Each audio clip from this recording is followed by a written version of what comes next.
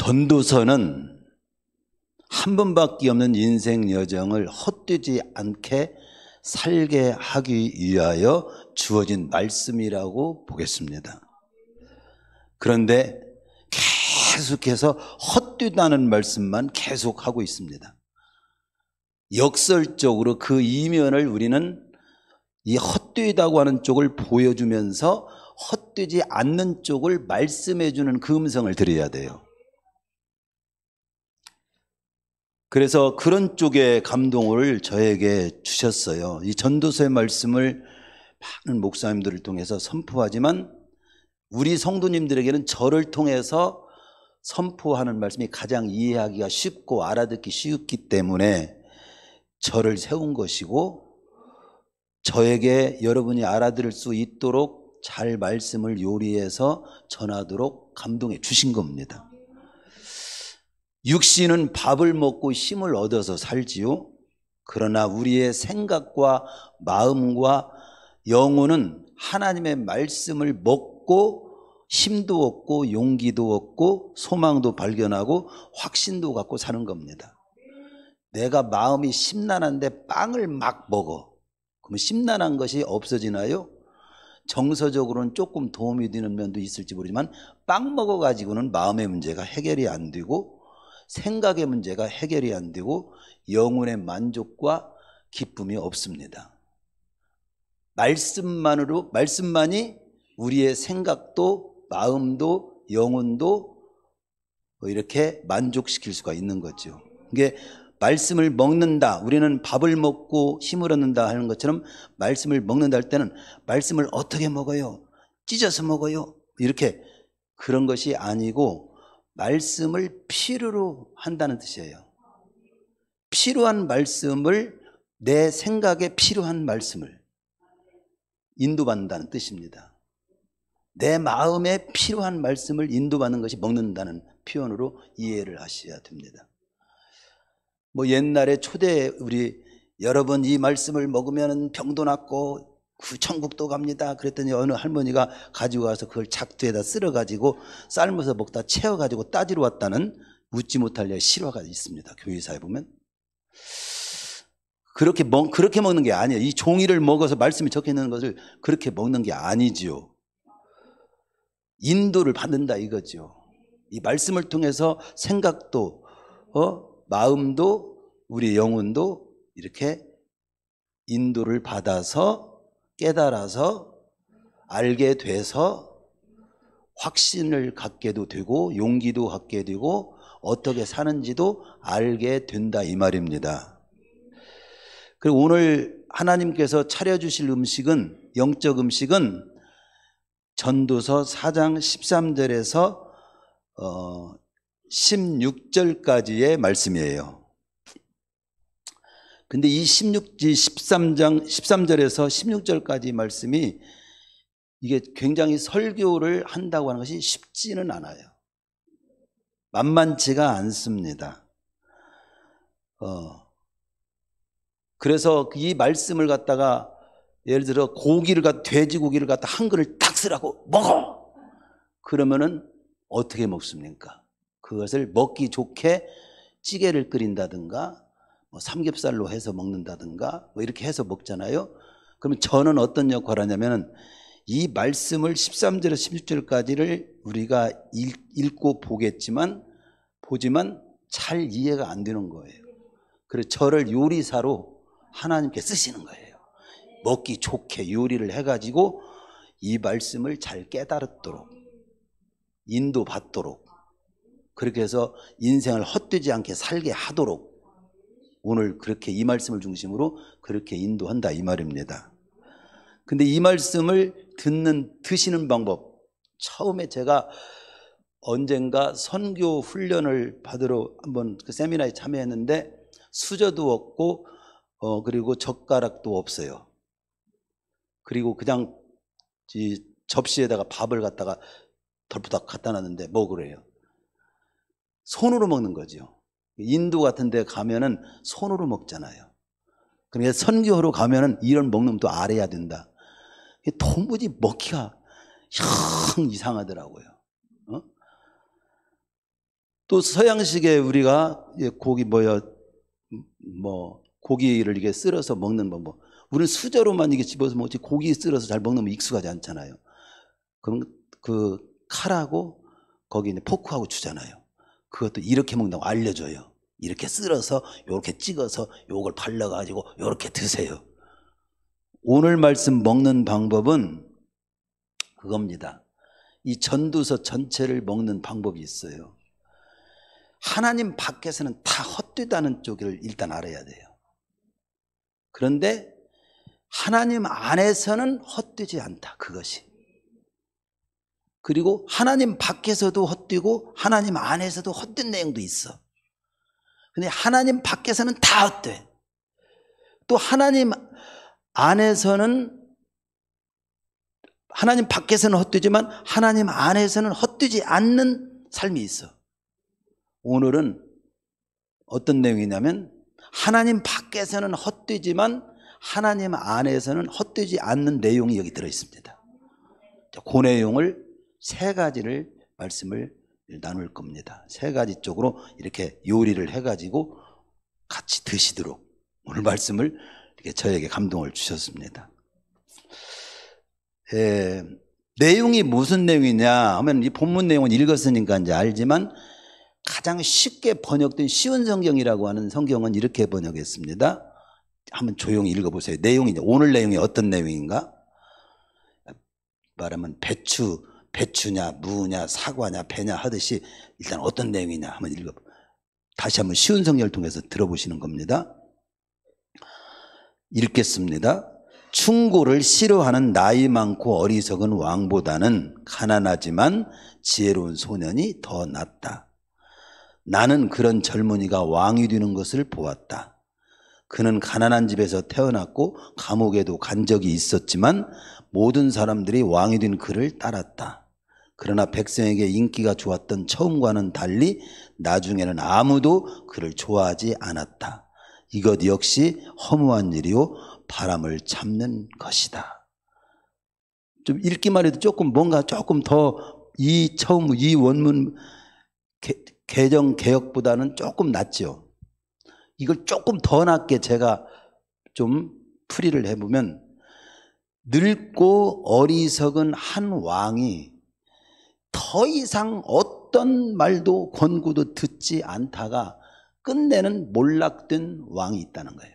몰락된 왕이 있다. 그 내용을 먼저 싣고 있어요. 반면에 대조적으로 정말 가난하지만 권세도 없지만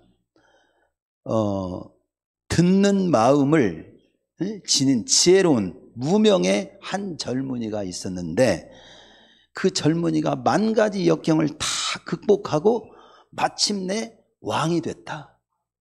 그런 감동적인 내용이 두 번째 나와요. 그런 세 번째 내용은 뭐냐면 놀랍게도 그런데 무수히 많은 백성이 그를 따르고 다스림도 받고 그랬는데 한 시대가 지나가니까 그가 누군지 알아보는 사람도 없고 그를 달갑게 생각하는 사람도 한 사람도 없더라. 이런 내용들을 볼 때 참 인생이 이런 건가 허무하더라. 바로 그런 내용이에요. 좀 내용이 좀 먼 내용이 좀 더 들어왔죠. 이 내용을 통해서 우리에게 주실 메시지가 뭐냐. 첫 번째 메시지를 주부에다가는 지혜와 첫째는 지혜는 듣는 마음입니다라고만 했지 사실은 첫 번째 이 13절의 내용을 통해서 우리가 살펴보는 것은 말씀 그대로를 한번 추적해 봅시다. 어떤 내용의 메시지를 우리가 들어야 하는지 13절 개역개정에서는 가난하여도 지혜로운 젊은이가 늙고 둔하여 경고를 더 받을 줄 모르는 왕보다 나으니 낫다는 말을 좀 특별히 유의하세요. 뭐가 더 나은가? 뭐가 더 나은가? 공동번역에서 아까 쉬운 성경에서는 충고를 싫어하는 나이 많고 어리석은 왕보다는 가난하지만 지혜로운 손이 더 낫다. 이런 내용을 쓰고 있습니다. 즉 이 13절에서는 첫 번째 보여주는 내용이 뭐냐면 솔로몬은 이 전도서 저자는 더 나아가서 하나님께서는 두 종류의 인생을 소개를 하고 있는 거예요. 그러면서 우리를 교훈하시고 있는 거죠. 왕입니다. 권세가 있습니다. 그런데 늙었습니다. 그런데 권고를 듣질 않아. 어떤 말도 안 들어. 자기가 그냥 다 고집불통의 왕이야. 그런 왕하고 가난하고 지혜로운 젊은이를 소개하면서 남의 말은 누구의 어떤 말도 받아들일 줄 모르는 늙고 어리석은 왕보다는 가난해도 듣는 마음을 지닌 지혜로운 청년이 더 낫다. 더 나은 쪽. 우리는 그러죠. 인생은 비와 뒷사의 시라고 선택의 연속이라는 말을 제가 여러 번 했죠. 어떤 것이 더 나은가를 선택하는 그 선택의 연속이 인생이에요. 이 시간 여러분들은 이 예배를 드리는 이 시간이 최고 낫다고 선택을 한 거야.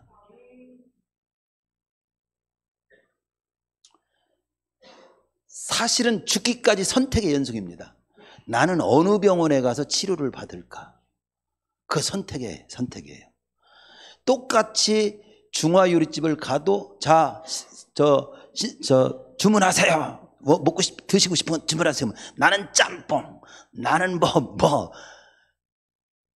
다 선택이 달라요.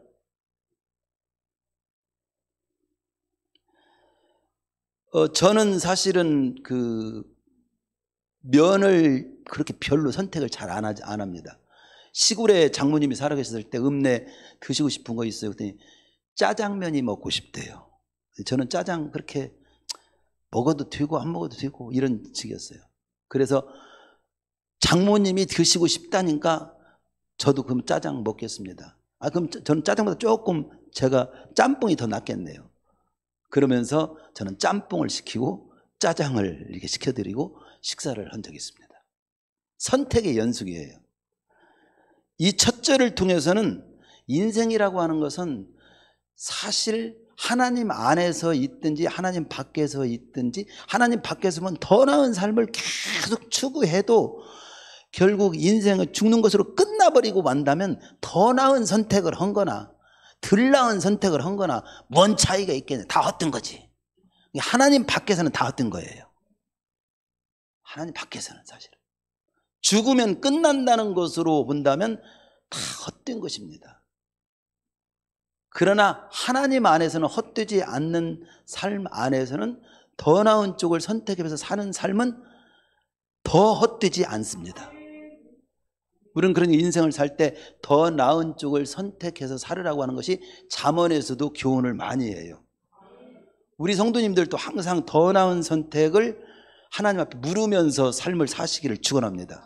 오늘 이 13절을 통해서 우리가 하나 배워야 할 교훈은 인생에 배워야 될 것은 우린 주 안에서 구원받아서 주 안에 사는 우리 모든 삶은 하나도 헛되지 않는데 그 헛되지 않은 삶 중에 더 헛되지 않게 하는 삶의 방법 중에 모습 중에 하나는 하나님 앞에서 항상 더 나은 쪽이 어느 쪽인가를 물으면서 살아라.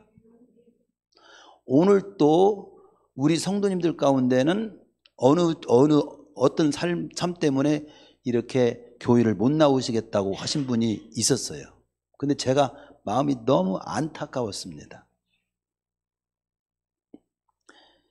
그냥 얘기를 우리 교훈을 여러분들 교훈도 받고 또 우리도 한번 생각해 보기 위해서 한번 여러분들이 어떤 일을 할 때 참고하라고 직접 드린다면 아버님 부모님의 파묘를 하는 일이 있어요. 파묘. 우리도 아버님의 묘를 파묘해서 이렇게 이제 말하면 묘를 없애버리고 그 뼈를 가루로 해서 그 다음에 이렇게 납골 땅에다 모신 적이 있어요. 거기 산에도 다니기도 그렇고 뭐 여러 가지 또 다른 사람의 땅에다가 또 모시기도 했고 그래서 아예 정리를 하는 게 좋겠다. 그리고 어느 날 날을 정해가지고 식구들 다 모이라고 해서 그렇게 해서 납골 땅에 아버님과 어머님을 같이 모신 적이 있습니다. 그것도 우리가 할 수 있는 일이죠. 뭐 사실 산에 그냥 놔둬도 상관은 없겠지만 우리 마음이 그렇지 않으니까, 또 사람들도 그렇게 놔두는 걸 또 좋게 보지 않으니까 여러 가지 생각해서 정리하는 쪽으로 해서 그렇게 정리했는데, 오늘 그런 일을 정리하러 가겠다는 거죠. 제가 만난 것이 아니라 사모님이 만난 거예요. 그 얘기를 들은 거예요. 그래서 주일날인데 그걸 다른 날 하시지요. 왜 그러세요? 동생들도 다 예수 믿어요. 근데 동생들 다 오늘로 하기로 했대요. 동생들까지 예수 믿고 나도 예수 믿으면 그 납불당 하는 것은 다른 날 해도 충분하지 않은가? 주님을 예비하기로 정한 날을 뒤로 제치면서까지 할 일인가? 이 선택의 문제죠. 그런데 그 소식을 들었을 때, 그러기 전에 이러이런 일을 해야 하니 목사님 어떻게 날짜도 잡고 하면 좋을까요? 이런 건 또 해도 되나요? 그렇게 물으면 그런 걸 할 수도 있습니다. 그러나 주일날 비껴서 많은 날이 있는데 하필이면 주일날 정해가지고 그걸 할 필요가 있겠습니까? 주일날 피해서 하세요. 그렇게 제가 말씀을 드렸을 거예요. 근데 제가 말씀을 드린 쪽이 더 나은 걸까요? 주일날 쌩 무시해버리고 납골당 우리는 우리는 다 믿어도 그냥 우리 하고 싶은 대로 그냥 우리는 한다, 뭐 이런 마음까지도 제가 표현을 좀 강하게 해서 그런지 몰라도 그쪽이 나을까요? 어느 쪽이 낫죠? 만사 모든 일은 그렇게 생각 없이 살면 안 돼요. 여러분을, 나는 우리 성도님들이 교회에 오시면 진짜 소망 있고 행복하고 기쁘고 그런 말씀만 전했으면 좋겠어요. 근데 이런 말씀은 좀 딱딱해도 어려워도 들어야 될 필요는 뭐냐면, 축복된 길을 제대로 가게 하기 위한, 건강한 삶을 제대로 가기 위한, 사리분별을 제대로 해서 지혜롭고 똑똑하게 살 수 있도록 하기 위한 말씀 쪽이니까 해야 합니다. 그렇죠? 그 삶을 살 때 잠언에서는요, 많은 부분이 더 나은 쪽이 어느 쪽인가를 항상 생각하고 살아가는 쪽 교훈이 지혜서에서는 참 많아요. 아니, 지혜롭지 못하게 미련스럽게 살고 축복이지 뭐니 승리니 상관없이 그냥 두서없이 살려면 막 살아도 되겠지만, 지혜롭게 살고 복되게 살려면 더 나은 쪽이 어떤 쪽인지를 생각하고 살아야 된다 이거예요. 예를 들어서 잠언 16장에 이번에 지금 새벽마다 우리는 17장까지 왔지만, 수요일마다 17장까지 지금 잠언을 보는데 17장까지 왔지만 구절구절이 다 은혜스러워요. 사실은 16장 6절이면 이런 내용이 나옵니다. 지혜를 얻는 것이 금을 얻는 것보다 얼마나 더 나은고, 명철을 얻는 것이 은을 얻는 것보다 더욱 나으니라. 더 나은 쪽이 어느 쪽인가를 알려주는 거예요. 수요일날 지혜로운 말씀을 들을래, 수요일날 안 오고 누가 금 한 돈 주니까 그거 받으러 갈래? 그럼 여러분 어느 쪽 가겠어요? 금방 금 한 돈 받으러 가지. 그게 어리석다는 거예요. 금 한 돈보다 수요일날 가서 지금 필요한 지혜로운 말씀을 받는 것이 훨씬 낫다. 하나님은 그렇게 말씀하셔요. 예. 9절에도 16장 9절에는 겸손한 자와 함께하여 마음을 낮추는 것이 교만한 자와 함께하여 탈취물을 나누는 것보다는, 교만해가지고 온갖 물건을 갖다 다 뺏어다가 함께 나누는 그 일이 좋아요. 겸손하게 마음을 낮추고 그저 마음을 피우고 그거 탈취물 좀 안 갖는 것이 마음 편하게 살 거야. 이쪽이 나아요. 성경은 겸손한 자와 함께 마음을 낮추고 겸손하게 사는 쪽이 마음 편하게 사는 것이 낫다. 노하기를 더디하는 자는 용사보다 낫고 자기의 마음을 다스리는 자는 성을 빼앗는 자보다 낫다. 계속 어떤 것이 더 나은가에 대한 말씀이 계속 나옵니다. 여러분들도 열심히 사셔야 돼요. 사시되 어떤 것이 더 나은가를 하나님께 물으면서 말씀의 인도를 받으면서 사시는 것이 훨씬 복되다는 사실을 다시 한번 깨달으시고 정립하시기를 바랍니다. 잠언 17장에서도 마른 떡 한 조각만 입고도 화목하는 것이 제육이 집에 가득하고 다투는 것보다 나으니라.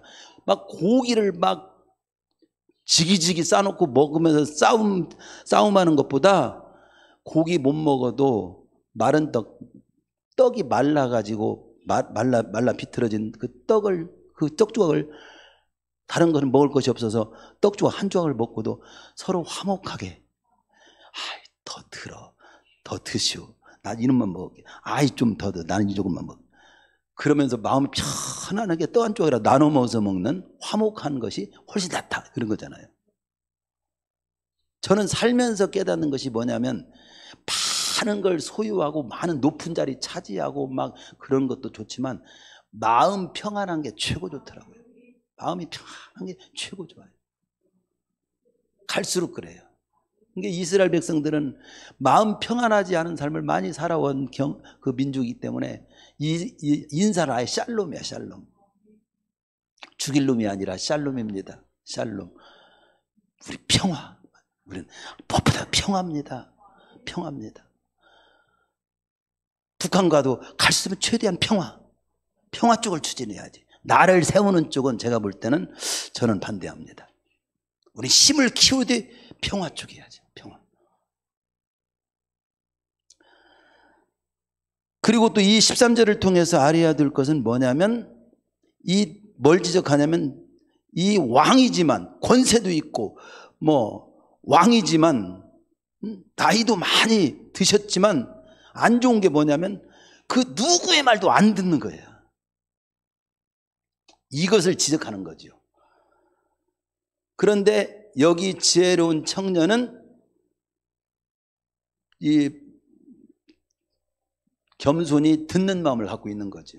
듣는 마음. 거기에 보면 그렇게 나오죠. 지혜로운 가난아이도 지혜롭다고 표현합니다. 그 지혜가 뭐냐 할 때 이것을 뒤에 이 대주에서 뒷구절하고 이게 보면은 왕은 어떤 말도 더 받지를 않는, 더 받을 줄 모르는. 그래 지혜롭다고 하는 것은 어떤 말도 달게 받을 수 있는 마음, 듣는 마음이 곧 지혜로운 마음이라고 하는 것을 이 말씀 한 절로도 깨달을 수 있는 거예요. 실제로 열왕기상 3장 9절에서 보면은 솔로몬이 지혜를 구한 것을 듣는 마음을 달라고 기도합니다. 이게 곧 지혜는 듣는 마음이에요. 잠언에서도 그런 내용이 나오잖아요. 19장 20절이면 너는 권고를 들으며 훈계를 잘 받으라. 그리하면 네가 필경은 지혜롭게 되리라. 탈무드에도 그런 말이 나옵니다. 누가 최고 지혜로운 자고 현명한 자고 지혜로운 자냐? 박사학위를 10개 가진 사람이 아니에요. 서울대학교를 나오고 하버드 대학을 나온 사람이 지혜로운 사람이 아니에요. 모두에게서 모든 상황에서 배울 줄 아는 자, 그게 지혜로운 자라고 나와요. 근데 어떤 말이 맞을 것 같아요? 물론 하버드 대학 나온 사람이 하버드 안 나온 사람보다는 들뚝똑할지는 모르지만 저는 탈무드에서 말한 것처럼 모두에게서 모든 상황에서 배울 줄 아는 자. 어떤 사람이 그냥 싸워 그리고 자기 목소리를 크게 내고 싸워. 그걸 보고도 배울 줄 아는 사람. 저렇게 싸우니까 배우기가 싫구나. 나는 저렇게 안 싸워. 이게 지혜롭다는 거예요. 이게. 어떤 사람이 열심히 부지런히 살아. 일정하게 새벽을 일정히 살고 부지런해. 그래서 그 사람은 항상 여유가 있어. 그거 보면 부지런한 것이 참 좋구나. 나도 부지런하게 살아야. 바로 그런 자세가 지혜로운 자세라는 거죠. 지혜. 그리고 여기서 이 왕은 지혜롭지 못하다는 것은 듣는 마음이 없는 거예요. 들을 줄 아는 자세가 없는 거예요. 혹시 여러분들이 지금 왕 같은 모습 쪽을 지금 가고 있습니까? 나이가 어리지만 들을 줄 알고 모두에게서 배울 줄 아는 자세로 삶을 삽니까? 이것도 배워야 돼요. 오늘 이 13절을 통해서 나는 어느 쪽인가? 나는 더 나아가서 하나님의 말씀을 들을 줄 아는 자. 로마서 10장 17절에 믿음은 들음에서 난다고 나와요. 구원은 말씀을 듣는 데서 시작되는 거예요. 예수님이 그리스도라는 사실을 들을 때, 그리고 받아들일 때, 믿을 때 구원되는 거예요. 아하, 그러니까 이 듣는 마음이 이 세상에서는 지혜롭게 하고, 이 삶은 하나님의 말씀 안에서 복음을 통해서 보면은 나를 구원까지 주게 하는 자세구나. 그러면 이 땅의 일반적인 삶에는 지혜를 주고, 또 영원한 그 하나님 말씀 안에서 복음 쪽으로 보면은 구원을 주는 능력이 되는 것이 듣는 마음이고, 들을 줄 아는 마음이라면 나는 어느 쪽을 선택할까? 나는 지금 어느 쪽에 있는가? 들을 줄 아는 마음, 그게 겸손한 마음, 그게 곧 지혜로운 마음. 듣는 마음이 충고를 달게 받는 마음이 곧 지혜다. 그걸 제가 그래서 한 구절, 지혜는 듣는 마음입니다 쓴 겁니다. 근데 거기다 한 구절을 더, 내용을 더 여러분이 메모한다면, 듣는 마음이 지혜지만, 그리고 그쪽을 선택해서 살아야 되지만, 아까도 더 나은 쪽을 선택하기 위해서 우리는 하나님의 말씀에 귀 기울이고, 또 때로는 기도해야 합니다. 더 나은 쪽을 선택하기 위해서 삶을 사십시오. 더 나은 쪽을 선택하기 위한 자세로 삶을 사십시오. 또 듣는 마음으로 삶을 풀어가십시오. 그게 오늘 우리 이 속에서 주어지는 말씀이에요. 교훈이에요. 두 번째는 듣는 마음 지혜가 결국 감동적인 인생을 만듭디다. 이런 내용이에요. 복된 인생을 만듭디다. 그런 내용입니다. 14절에서 16절은 그는 뭐냐면 앞에 1절에서 말하는 가난하도 지혜로운 젊은이와 같은 사람을 의미합니다. 다르게 구분해서 이걸 해석하는 사람도 있는데, 쉬운 성경이나 이 전체를 보면은 저에게는 같은 인물로. 그래서 가난하고 지혜로운 젊은이가 늙고 둔하여 어떤 충고도 들을 줄 모르는 왕보다 나은 이유를 그의 감동적인 삶으로 증명해 주는 내용을 싣고 있는 거예요. 14절에 보면 그는 가난하게 태어났습니다. 태어났음에도 불구하고 그 가난을 극복합니다. 근데 극복하지요? 또한 그는 억울한 일로 감옥에도 들어갔다고 나와요. 사실 우리는 잘못해서 감옥에도 들어가지만 억울하게 들어간 사람도 많잖아요. 이번에 억울하게 들어갔다고 생각하는 사람 많이 8.15 이 광복절을 통해서 뭐 한 거죠? 사면했죠. 근데 그건 잘못 사면한 거다. 또 이렇게 따지는 사람도 있고, 어쨌든 그 중에는 억울한 사람, 억울하게 들어갔다가 나온 사람도 있긴 있다 이 말입니다. 또 그렇게 억울한 사람이 아니, 그 사람 좀 더 살게 해야 되는데 좀 일찍 나오게 했어, 막 이렇게 생각되는 사람도 있을 수 있겠죠. 어쨌든 이 청년은, 이 사람은 가난하게 태어났음에도 불구하고 그 가난을 극복했습니다. 억울한 일로 감옥에 들어가게 됐지만 그 감옥에서 살아납니다. 그는 가난과 억울한 일을 만났지만 그 가난과 어려움을 뭘로 극복했냐? 듣는 마음과 지혜로 극복해가지고 마침내 왕까지 됐다 이거예요. 얼마나 감동적이냐 이거예요. 그래서 저는 한마디로 이것을, 저를 통해서 표현하게 한 것은, 이런 감동적인 인생을 뭐가 만드냐? 지혜로운 마음, 듣는 마음, 그 자세가 만든 거 아니냐. 그래가지고 왕의 자리에 오른 그에게 수많은 사람이 다 추앙을 하고 막 다스림을 받고 따랐어요. 그를 존경했습니다. 그를 이렇게 만든 게 겸손히 말씀을 듣는 마음, 곧 지혜더라. 우리 성도님들도 서로 대화 잘 하십시오. 그러나 자기 말만 앞세우고 고집 피우는 사람이 있거든. 그 사람은 말하지 마세요. 그런 사람은 말을 할 가치가 없는 사람입니다. 우리 성도님들은 서로 듣고, 서로 또 그 다음에 내가 또 하고 싶은 말씀을 하고 여유 있게 좀 살으시기를 바랍니다.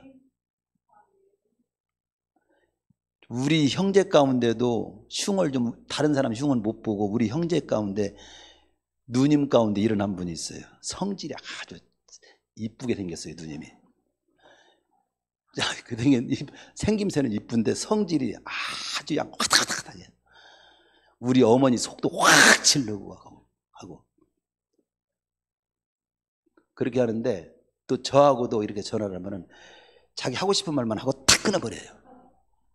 그러면 이 상대방에서는 굉장히 기분이 아주 안 좋아. 하고 이제 끝나고 언제 철이 들으려나. 이 설교를 들을 리가 없어서 제가 지금 흉을 좀 보는가 모르지만, 우리 성도님들은 서로 여유 있게 듣고 또 서로 여유 있게 말도 좀 하고, 요런 정도만 유지해도 괜찮아. 예? 괜찮습니다. 듣는 마음이 지혜입니다. 듣는 마음이 지혜입니다. 그것이 이런 감동적인 삶을 만드는 거예요. 복된 삶을 만드는 거예요. 복된 삶을.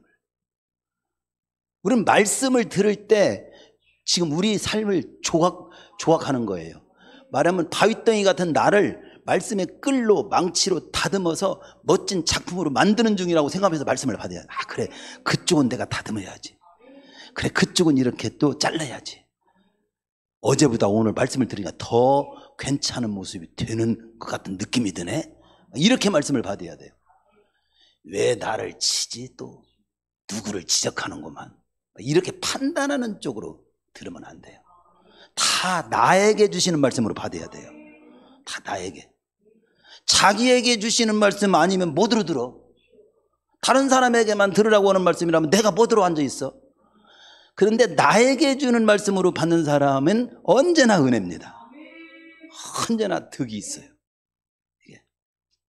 저는 그러면 말씀 설교하는 분은 누구를 위해서 지금 설교하는 걸까요?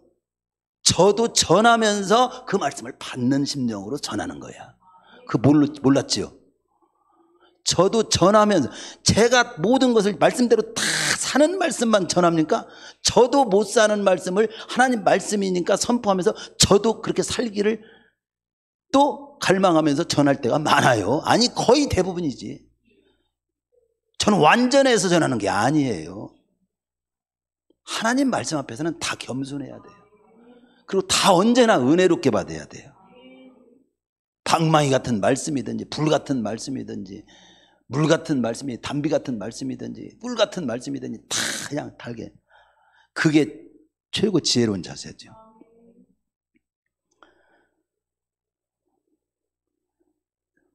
그러면 세 번째는 뭐냐? 문제는 뭐냐면요, 그렇게 감동적인 삶을 살았는데 모든 백성들이, 그 수많은 사람들이 추앙을 받았고 많은 사람들이 따랐고, 그런데 그가 죽고 몇 해가 딱 지나고 나니까 그 사람 기억하는 사람이 없어요. 거기 보면은 16절, 그의 치리를 받는 모든 백성들이 무수하였을지라도 후에 오는 자들은 그를 기뻐하지 아니하리니 이것도 헛되어 바람을 잡는 것이로다. 요셉이 애굽을 치리했을 때 얼마나 감동적이었어요. 구약의 요셉이. 오늘 말하는 그 가난한 남편 요셉을 말하는 거예요. 이스라엘 백성들은 이 잠언, 여기 이 가난하여도 지혜로운 젊은이가 나중에 왕까지 됐다 하는 얘기를 누구로 하냐면 요셉으로 한다는 거예요. 그냥 딱 하면 요셉에 대해서 말하는 걸로, 이스라엘 백성들이, 유대인들이라면 거의 요셉으로 안다고, 이 말씀을 볼 때 요셉으로 안다고 하더라고요. 요셉이 그렇게 됐죠. 진짜 가난한 집에서 감옥에 들어가서 억울하게 나왔다가 나중에 총리가 되니, 근데 총리지만 왕으로 표현하잖아요. 거기에 성경에 나오잖아요. 그는 총리지만 그 바로가 말할 때 나는 자리만 이름만 왕이지 실제는 이 요셉이 왕이다, 그렇게 얘기해 주잖아요. 실질적인 왕이었죠. 그런데 요셉이 죽고 난 후에 어떻게 됩니까? 출애굽기 1장 8절에 보면은 왕 같은 총리의 자리에 있을 때 수많은 사람이 추앙을 하고 막 그렇게 존경을 받고 그렇게 다스림을 받고 따르고 존경을 했는데 출애굽기 1장 8절에 그 시대에 와서는 요셉을 알지 못하는 새 왕이 일어나서 애굽을 다스리시는 시대가 됩니다. 근데 그때는 언제 요셉이 있었느냐, 그런 일이 있었느냐는 것처럼 요셉의 일은 잊혀지고 말고 무시되고 말더라 이거예요. 무시되고 말더라. 이런 모습을 볼 때, 전도서 기자가 볼 때 참 허무하더라 이거예요. 제가 가까운 친척이 있습니다. 췌장암이 걸려서 3개월 안에 가시게 된 진단을 받은 상태예요. 그랬더니 가서 대화하고 찾아뵈서 인사를 드렸더니 우리한테 시심이 딱 되면서 나 곧 튀어내, 괜찮아. 그러면서 아이 그래도 그동안 열심히 일하셔서 그래도 돈 많이 모으셨죠? 나 1억 내가 통장 만들어놨어 그러더라고요. 근데 제가 볼 때 1억 못 쓰고 가실 것 같아. 그냥 판매가지고 여러 가지 해가지고 그렇게 통장에다 꼬박꼬박해서 안 쓰고 그냥 통장을 1억이 넘게 해놨더라고. 우리만 알아서 우리한테 얘기했냐, 그때 알았지. 근데 제가 검토해서 이런 상태에 있는 사람 얼마나 살 것인가를 해보니까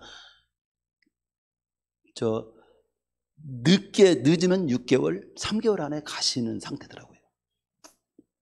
그래서 제가 그랬어요. 일단 예수 믿고 구원받고 천국 가시고 남은 생애 동안에는 건강하게 먹고 싶은 것도 드시고 싶은 것도 드시고 마음껏 그렇게 사세요. 뭐 그 말이 얼마나 귀한 말인지 모르고 들으셨겠지만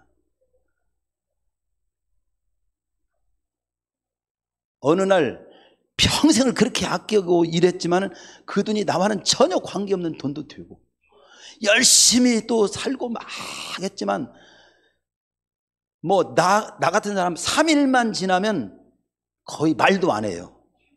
잊혀집니다. 여러분 뭐 대단할 것 같지 울고불고 할 것 같지 안 울어준다고 뭐 슬퍼할 것도 없어.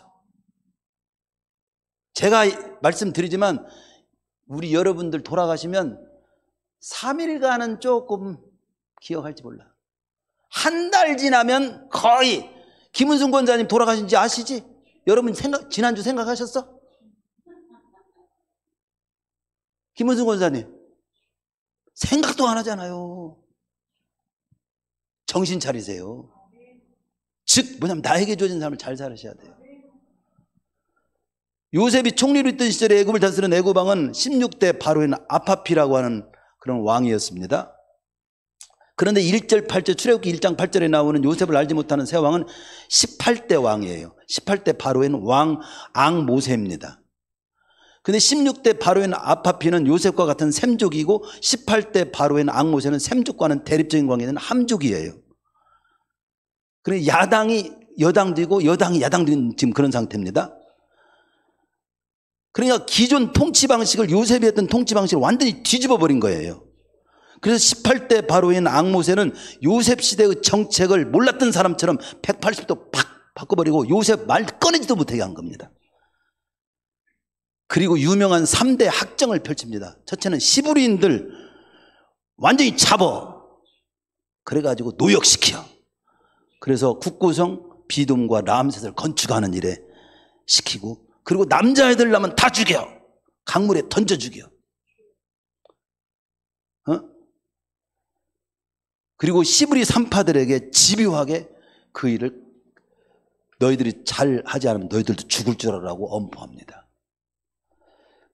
그런데 여기 1장 8절에서 요셉을 알지 못하는 새 왕이 일어나서 요셉이 어떤 사람인지 완전히 까마득히 잊어버렸다. 그 말을 저는 그렇게 해석을 합니다. 18대 이 관계로 볼 때 진짜 몰랐을까? 여러분 우리가 박정희 대통령 몰라요? 이승만 대통령 모릅니까? 문재인 대통령 몰라요? 즉 모른다는 말이 진짜 몰라서 몰랐다는 의미가 아니라 요셉이 펼쳤던 모든 정책을 모르는 사람처럼 다 갈아엎었다는 뜻이에요. 여러분 내가 아무리 잘해도 제가 목회를 여기서 열심히 해도 아니 여러분 제가 목동에서 어덕마을에서 용두동에서 지하에서 한 거 여러분 기억이나 합니까? 거기에서 피를 토하고 그리고 폐를 절단하고 눈이 여기 눈팅이가 찢어져 가지고 목사 안수 받을 때 그냥 반창고를 붙이고 이렇게 해가지고 감사합니다 인사했던 거 누가 기억이나 해요? 사례비 같은 거 없이 그냥 주는 대로 라면이면 라면, 죽이면 죽, 애들 데리고 유년학교 애들 데리고 목회했던 그 과정을 여러분이 기억합니까? 기억하기를 저는 기대하지 않아요. 여러분도 마찬가지예요. 그거 깨달아야 됩니다. 앞으로 저를 이어서 한 분이 우리 교회를 어떻게 할지, 제가 큰 교회를 해서 막 넘겨준다고 해도 과연 그대로 이어갈지, 또 이렇게 작은 교회지만 크게 일으킬지 아무도 몰라요. 나는 나를 살아가는 날까지 잘 사는 것이 중요한 거지. 하나님 안에서는 헛되지 않다는. 그래서 권력의 무상함과 함께 인생의 허무함을 교훈하고 있는 겁니다. 그렇기 때문에 주님 안에서 살으라는 것이고 주님만이 소망이 된다는 것이고 빨리 지금 마음을 확 부리고 믿음으로 살으라는 것이고 믿음 안에서 삶을 살으라는 것이고 이런 것이 오늘 결론이지요. 결론 그 말씀 정리합니다. 듣는 마음이 지혜입니다. 그 어떤 충고도 듣지 않는 완고한 마음으로 살지 마시고 듣는 마음 충고를 겸허히 받아들일 줄 아는 지혜로운 자로 사시고 더 나아가서 하나님의 말씀을 잘 듣는 마음으로 사시는 지혜로운 우리 성도님들 되시기를 축원하고요. 두 번째는 듣는 마음 곧 지혜는 감동적인 인생, 복된 인생을 만든다는 사실을 알아야 됩니다.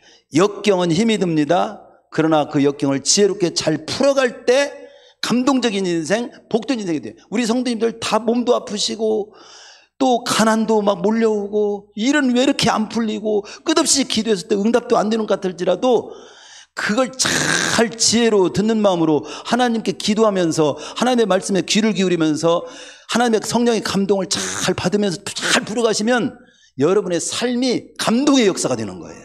하나님의 영광을 크게 받으시는 거예요. 나에게는 후회 없는 삶이 되는 거예요. 낙심하면 안 돼요. 따라서 그러나 아무리 감동적인 삶을 살았어도 주 밖에서는 의미가 없다. 헛되다. 그러면 우리는 주 안에서 꼭 살아야 돼요. 헛되지 않는. 고린도 15장 58절 말씀처럼 그러므로 형제들아 견고하며 흔들지 말며 항상 주의 일에 더욱 힘쓰는 자가 되라. 이는 너희 수와 주 안에서 주 안에서 헛되지 않는 거예요. 주 밖에서는 지옥 가는데 뭐가 무슨 의미가 있겠습니까? 그래서 주 안에서 하는 일만 헛되지 않음을 확신하면서 주 안에서 믿음으로 살고 그리고 주 안에서 주의 일에 더욱 힘쓰는 자로 살고 상받게 살고 분명히 소망을 바라보고 살고 그렇게 살으라는 거지.